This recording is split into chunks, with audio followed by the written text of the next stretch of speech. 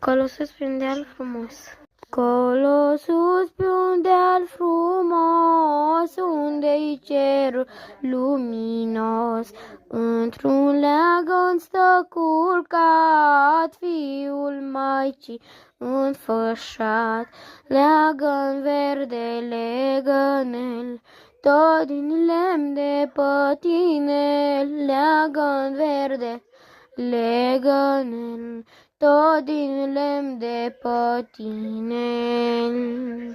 Raza blândă a soarelui scaldă fața Domnului, vântul dulce treagănă, pruncul demnii leagănă.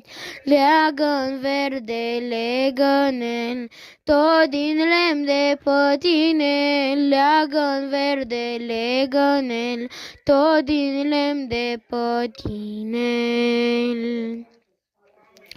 Cântă îngerii în cor să vestească tuturor. Astăzi cerul s-a deschis, pe Hristos ni l-a trimis. Leagăn verde, legănel, tot din lemn de pătinel. Leagăn verde, legănel, tot din lemn de pătinel.